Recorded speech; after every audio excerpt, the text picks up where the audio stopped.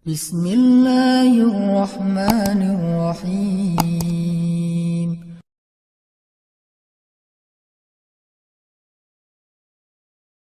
Bagaimana ikhlas itu bisa merubah sesuatu yang sedang kita alami, baik itu musibah ataupun itu anugerah.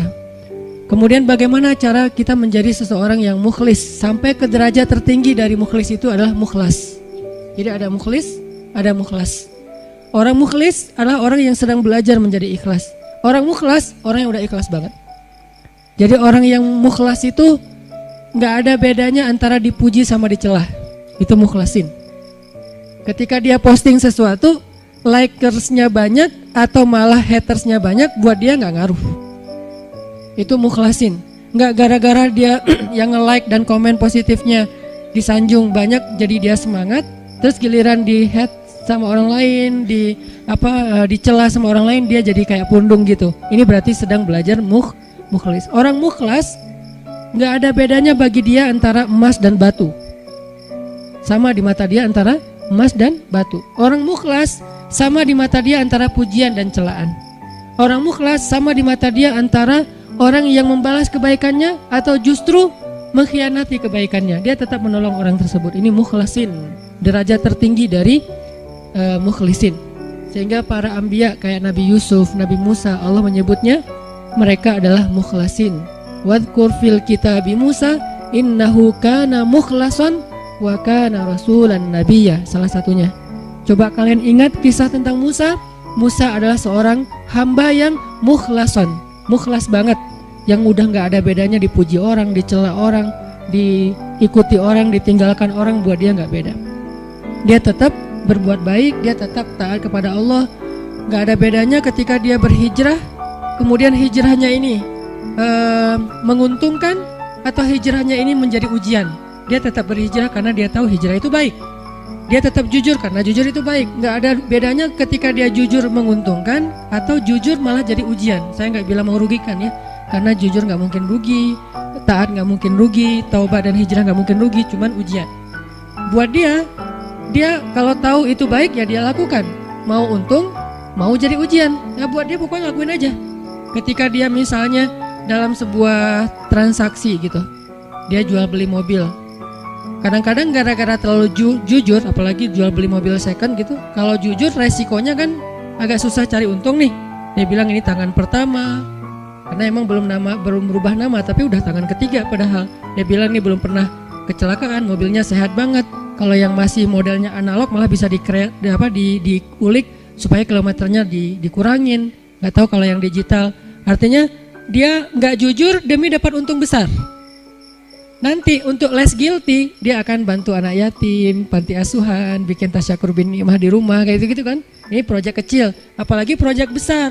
Ketika dia udah main dalam sebuah event, udah main dalam sebuah proyek-proyek pemerintah yang angkanya udah MM-an, dia susah untuk jujur. Lalu setelah dia nggak jujur dapat untung supaya sedikit less guilty-nya, dia bantu pesantren, panti asuhan, bangun masjid atau tasyakuran di rumah, ngundang anak yatim. Nah, sekarang kita coba kembalikan lagi, bukan itu yang disebut orang soleh. Orang soleh itu adalah ketika dia taat kepada Allah dalam keadaan sarra au dharra, dalam keadaan senang atau dalam keadaan susah, dan itulah mukhlasin. Alladzina yunfikuna fis sarra'i wad dharra, orang yang tetap membantu orang lain. Yunfik itu kan bukan hanya ngeluarin duit ya, tapi inti dari yunfik atau infak itu adalah ngebantu orang. Kalau kita ngeluarin duit tapi nggak membantu orang, itu namanya juga yunfik, tapi yunfik untuk dirinya. Karena infak dalam bahasa Arab itu mengeluarkan harta. Cuman identiknya mengeluarkan harta di sini artinya bantu orang lain. Dia tetap bantu orang lain fis sarra au dharra. Fis sarra ketika dia lapang rezekinya, au dharra ketika dia juga lagi terlilit hutang, dia juga lagi susah. Dia juga belum makan tapi ngasih makan orang lain. Ini ringan. Yang berat itu adalah ketika ujiannya perasaan. Dia tetap bantu orang itu walaupun orang itu mungkin melupakan kebaikan dia. Dia tetap bantu orang itu walaupun orang itu adalah pernah nge-unfollow dia. Dia bantu orang itu walaupun orang itu ngeblok dia. Yang lebih berat lagi, dia bantu orang itu walaupun orang itu pernah mutusin dia. Dan saya juga belum kalau itu. Masih mukhlisin, belum mukhlasin. Mukhlisin lagi belajar ikhlas, belum benar-benar jadi orang yang ikhlas. Bisa nggak kita ngelakuin satu kebaikan tanpa lagi membedakan antara efek dari kebaikan itu nguntungin atau justru menjadi ujian. Nah ini kalau udah nggak ngaruh lagi efek itu, insya Allah kita udah menjadi hamba yang mukhlason. Kalau yang mukhlason, maka setan udah nggak bisa lagi nggodain kita. Karena ketika setan berakad dengan Allah setelah Allah memarahinya gara-gara nggak mau sujud kepada Adam, kemudian kata setan, akan saya goda hamba-hambamu selama saya masih ada di dunia, kecuali hambamu yang mukhlason. Itu nggak bisa digoda sama setan. Kenapa? Mau goda pakai apa? Udah nggak ada bedanya di dia antara nikmat dunia dengan ujian dunia. Dia cuma tahu ini taat, ini baik, ini halal, dia kerjakan. Mau itu untung, mau itu jadi ngerugiin dia dalam tanda petik, mau itu malah buat orang meninggalkan dia lakukan dengan akhlak yang tetap santun. Ini yang kita belajar dari menjadi seorang hamba yang ikhlas, menjadi seorang hamba yang mukhlas, sampai akhirnya kita lebih mudah melakukan kebaikan. Kayak misalnya kan ujian buat kita tuh kadang di keluarga aja. Ada anak yang bilang, Ustadz, memang masih pantas saya berbakti sama ayah yang dulu pernah ninggalin saya, nggak nafkahin saya, zalim sama saya, pernah nyakitin fisik saya, dan segala macam. Kan ada pertanyaan gitu kan kita sebagai anak. Padahal nggak usah nanya gitu juga, yang namanya orang tua pasti berjasa dalam hidup kita. Dan sepanjang hidup kita berbakti kepada mereka, itu belum bisa ngebayar satu aja pengorbanan mereka untuk kita. Sama kayak seorang istri kepada suami, begitu juga anak kepada orang tua, tanpa bertanya gitu, apalagi sampai nanya. Kalau sampai misalnya kita berpikir, ayah saya pernah zalim sama saya, ibu saya pernah zalim sama saya dengan berbagai macam kasus, maka jawabannya kalau dari angle konten kita malam ini, mau jadi orang yang mukhlas atau mau jadi orang yang pamrih. Kalau mau jadi orang yang mukhlas, gak ada bedanya, asalkan itu adalah berbakti kepada orang tua. Apapun orang tuanya, mau orang tuanya baik atau menurut dia gak baik, yang namanya Allah suruh berbakti, ya saya berbakti. Orang saya kan ngelakuinnya karena Allah, berakadnya kepada Allah, bukan kepada makhluk. Itu kan inti dari ikhlas, berakad dengan Allah, bukan berakad dengan makhluk. Kalau berakad dengan Allah maksudnya apa? Berarti kita minta rewardnya dari Allah, minta apresiasinya dari Allah, minta kebaikannya dari Allah, bukan dari makhluk. Yang kita harapin like dari Allah, yang kita harapin di repost oleh Allah. Karena ada sahabat-sahabat yang captionnya pernah di repost sama Allah di Al-Quran. Salah satu sahabat yang captionnya di repost siapa? Umar bin Khattab, 3 kali di repost oleh Al-Quran. Itu keren banget, sampai ada sahabat captionnya dia di repost oleh Al-Quran. Jadi ayat itu mengulang kembali kata-kata Umar.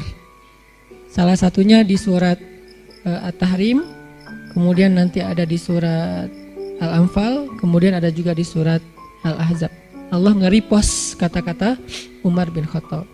Ini menunjukkan bahwa ikhlas banget, yang diharapin adalah reward dari Allah, apresiasi dari Allah, anugerah dari Allah, hadiah dari Allah, kebaikan dari Allah.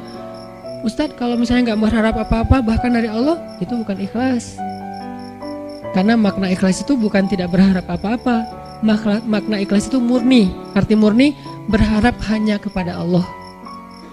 Karena kalau sampai kita nggak berharap surga, nggak berharap dibebaskan dari azab neraka, nggak berharap dibantu oleh Allah, itu bukan ikhlas.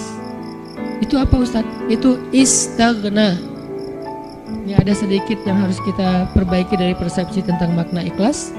Apa bedanya ikhlas dengan istaghna? Kalau ikhlas tidak berharap kecuali kepada Allah. Kalau ke Allah dia berharap surga. Allah sendiri yang menjanjikan kan? Wa'adallahu alladhina amanu, misalnya wabashshiril ladzina amanu wa amilus sholihat anna lahum jannat. Ayat kayak gitu kan banyak banget di Al-Qur'an ya.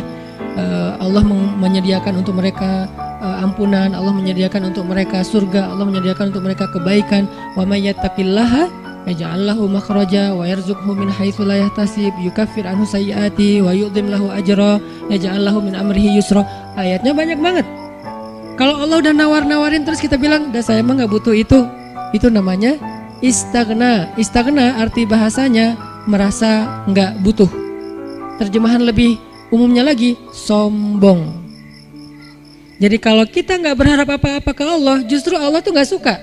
Bukan Allah salut, hebat ya hamba ini ya, ngelakuin kebaikan nggak berharap apa-apa. Enggak, itu Allah nggak suka. Kalau kita ke teman, kita suka. Karena ketika dia berharap sesuatu ke kita jadi beban. Kalau Allah tuh nggak jadi beban. Jangan samakan Allah dengan makhluk. Ketika kita berharap terus Allah jadi beban. Ntar dulu saya mau cuti, kenapa? Bebannya banyak banget, semua orang berdoa ke saya. Kan nggak gitu Allah. Masa ketika kita berdoa Allah jadi beban? Bukankah Allah berfirman, Kulla yaumin huwa fi sya'an. Setiap hari Allah sibuk, walaupun sibuk, wala ya'uduhu hifzuhuma. Allah enggak pernah kerepotan. Wala ya'uduhu hifzuhuma. Allah enggak pernah kerepotan untuk memelihara, menjaga dan memberikan hak huma, langit dan bumi dan apa yang ada di dalamnya. Jadi ikhlas itu bukan enggak berharap apa-apa, teman-teman. Ikhlas itu tidak berharap kecuali kepada Allah saja. Ke Allah berharap surga. Ya Allah beri saya surga. Sampai Nabi bilang, kalau kalian minta surga, mintalah surga Firdaus yang paling tinggi. Jadi puncaknya Firdaus. Apakah Nabi kurang ikhlas? Bukankah ikhlas kita belajarnya dari Nabi? Adakah yang lebih baik ikhlasnya daripada Nabi? Tidak ada. Bahkan para anbiya pun belajarnya kepada Rasulullah seandainya mereka sezaman. Bukti mereka Nabi lebih baik dari mereka apa? Semua Nabi itu nggak mention Nabi Muhammad. Semua Nabi, dari mulai Nabi Adam, Nuh, apalagi Rasul ya, Nuh, Musa, Ibrahim, semua Nabi dan Rasul pernah mention tentang @Muhammad_Abdullah. Semua pernah mention di postingan mereka. Bahkan banyak kayak Musa sering, Nabi Ibrahim bahkan dalam doa-doa beliau nggak mention Nabi kan. Sehingga Nabi Muhammad itu udah dikenal dari sejak zaman Nabi Adam. Kapan ya Muhammad datang? Lewat satu zaman, belum muncul. Lewat zaman kedua, kapan ya Muhammad yang dimention itu datang?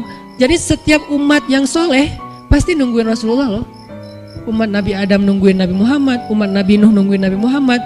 Tapi mereka tahu bahwa Nabi ini akan muncul, cuman gak tahu kapannya. Ternyata beruntungnya kita, beliau muncul dan kita menjadi umatnya. Yang pengen jadi umat Nabi Muhammad itu bukan cuma kita, teman-teman. Semua umat Nabi itu pengen jadi umat Nabi Muhammad. Walaupun mereka gak bilang, aduh nyesel jadi umat Nabi Musa. Gak gitu juga sih. Mereka menghargai Musa, cuman mereka juga kayak berandai-andai punya wish gitu ya, bisa gak ya jadi umat Nabi Muhammad. Kenapa? Karena Nabi Muhammad ini paling keren, paling luar biasa. Ya Sayyidul Anam, bukan cuma Sayyidul Anbiya, Sayyidul Anam, pemimpinnya semua manusia. Bahkan malaikat juga ikut kepada Rasulullah SAW gitu.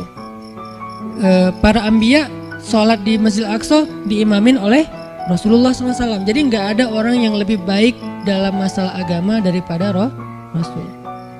Kalau Nabi mengajarkan kita tentang mengharapkan kebaikan kepada Allah dan itu masuk dalam bagian ikhlas, berarti kalau ada orang yang nggak mengharapkan lalu merasa paling ikhlas, ini pasti ada yang miss nih tentang pemahamannya. Enggak. Tetap berharap, ya Allah masukkan saya ke surga. Bahkan doa kita sebelum kita salam, salah satu yang diajarkan apa? Allahumma inni a'udzubika min azabi jahannam wa min azabil qabr wa min fitnatil mahya wal mamat wa min syiddatil fitnah wa min syarri fitnatil masiihid dajjal.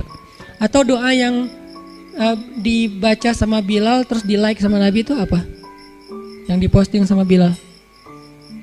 Allahumma inni as'aluka ridhaka wal jannah wa a'udzubika min sakhatika wan nar. Itu kan postingan Bilal ya.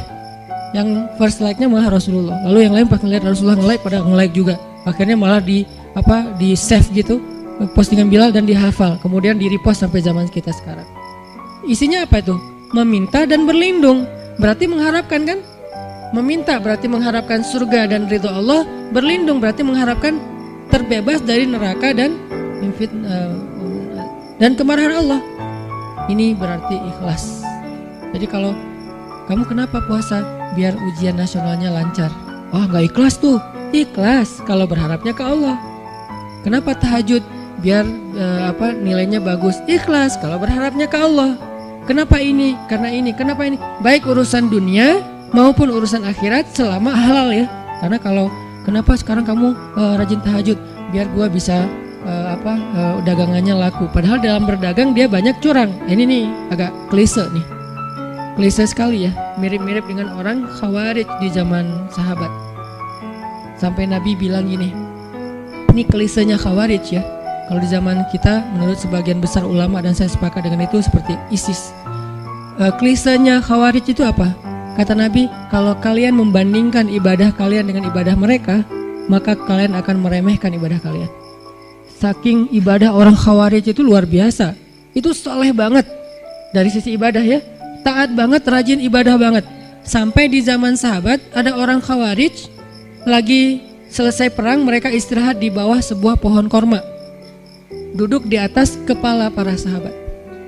Jadi ada sahabat yang dipenggal kepalanya, mereka duduk di atas kepala sahabat yang habis dipenggal, istirahat, tiba-tiba jatuh buah kurma. Pas buah kurma jatuh, temannya ngambil. Kata temannya yang lagi duduk di atas kepala sahabat bilang, jangan makan, itu kan bukan hak kita, karena kita belum minta izin kepada pemilik. Giliran satu butir korma, mereka mikirin halal haram, tapi di bawah mereka lagi didudukin kepalanya para sahabat yang dijamin masuk surga. Klise kan? Ini yang sering terjadi. Kadang-kadang kita dari satu sisi ahli ibadah, malam tahajud, siang puasa, tapi komen di sosial media masih istilahnya gibah, buka aib, apa-apa segala macam. Ini berarti kita kayak agak sedikit aneh gitu kesolehannya.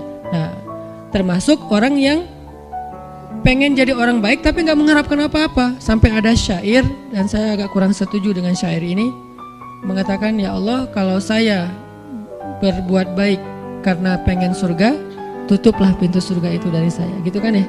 Kalau saya beribadah karena takut neraka, masukkanlah saya ke dalam neraka. Saya melakukan itu hanya karena cinta. Terkesan hub, al-khauf, dan ar-roja itu tiga hal yang bertentangan. Padahal tiga hal ini tiga-tiganya bagian dari iman. Hub, cinta, bagian dari iman. Kita harus mencintai Allah lebih dari segalanya. Khauf, takut kepada Allah, bagian dari iman. Sampai Nabi mengatakan, Ra'sul hikmah makhafatullah. Puncaknya orang yang berilmu itu takut sama Allah. Jadi orang yang paling takut pada Allah, yang paling banyak berilmu. Innama yakhsyallaha min ibadihi al-ulama.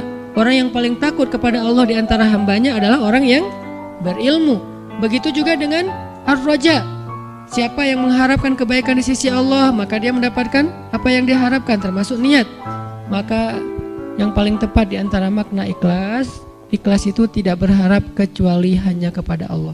Kalau berharap kepada Allah, itu semuanya ikhlas. Kalau nggak berharap apa-apa dari Allah, namanya istaghna. Dan ayat tentang istaghna, kalla innal insana la yatgha ar-ra'ahu istaghna. Manusia itu akan banyak berbuat dosa ketika dia merasa dirinya serba cukup, nggak butuh lagi kepada Allah SWT.